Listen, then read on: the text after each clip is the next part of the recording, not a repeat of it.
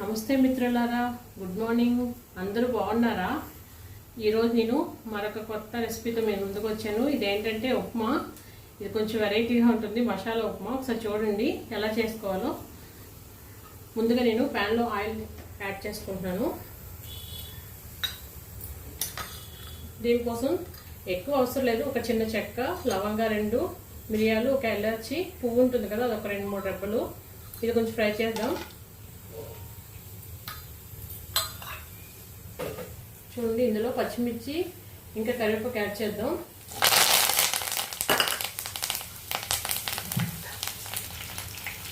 చూడండి, పోపు కోసం కొంచెం ఆవాలు, జీలకర్ర, శనగపప్పు, మినపప్పు, ఎండుమిర్చి ఇవన్నీ వేసుకొని ఒకసారి బాగా ఫ్రై చేద్దాం. ఇది కొంచెం ఫ్రై అవ్వద్దాం. చూడండి, పోపు కొంచెం ఫ్రై అయిపోయింది కదా, ఆనియన్స్ యాడ్ చేసుకుంటున్నాను. ఆనియన్స్ కూడా కొంచెం మగ్గనిస్తాను నేను.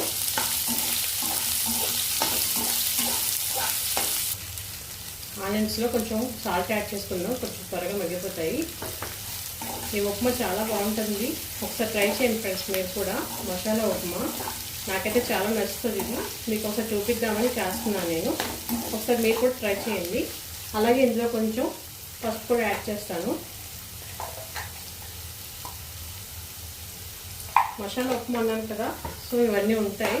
చూడండి, బాగుంటుంది. ఓకేనా ఫ్రెండ్స్? చూడండి ఫ్రెండ్స్, కొంచెం ఆనియన్ ఫ్రై అయిపోయాయి కదా, నేను దీంట్లో కొన్ని పొటాటోస్ యాడ్ చేసుకుంటాను. అయితే ఇందులో గ్రీన్ పీస్ ఉన్నప్పుడు పచ్చి ఉంటాయి కదా బఠానీ, అవి దొరికినప్పుడు ఎప్పుడైనా వేసుకోండి. అది వేసుకుంటే ఇంకా టేస్ట్ చాలా బాగుంటుంది. అలాగే కొన్ని క్యారెట్ కూడా యాడ్ చేసుకొని ఇది కొంచెం మగ్గనిస్తాను. చూడండి ఫ్రెండ్స్, ఇందులో మసాలా ఉప్మా కాబట్టి కొంచెం అల్లం పేస్ట్ చేసుకుంటున్నాను.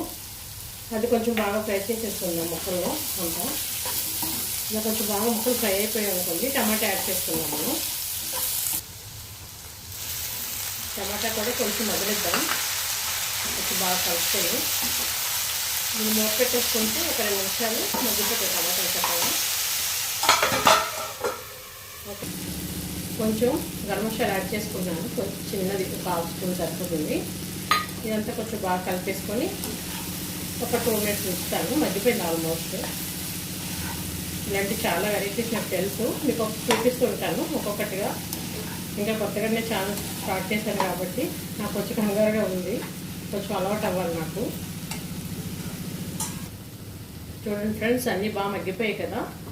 ఇప్పుడు నేను ఇందులో వాటర్ యాడ్ చేసుకుంటాను. నేను ఈ కప్పుతో 2 కప్పులు తీసుకున్నాను, సో నేను ఇక్కడ 5 వేస్తాను. 5 కప్స్ అయితే వాటర్ సరిపోతాయి. ఇదంతా కొంచెం బాగా మరగనిద్దాం.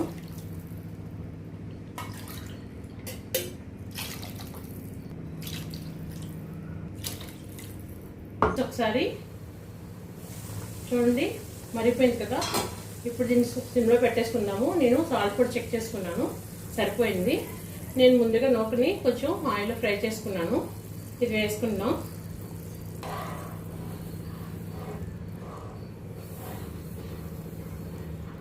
ఇలా లంప్స్ ఏం లేకుండా కలిపేసుకున్నాము. చాలా బాగుంటుంది ఫ్రెండ్స్, ఒకసారి మీకు నచ్చుతుంది. ఒకసారి ఇలా ట్రై చేయండి. నాకైతే మా అత్తవారి ఇంట్లో అలవాటు, వాళ్ళు చేసేవారు పెళ్ళైన కొత్తలో మా బావగారు. సో నాకు చాలా నచ్చింది, అప్పటి నుంచి నాకు ఫేవరెట్ అయిపోయింది. నేను కొంచెం కొత్తిమీర కూడా యాడ్ చేసేసుకుందాము.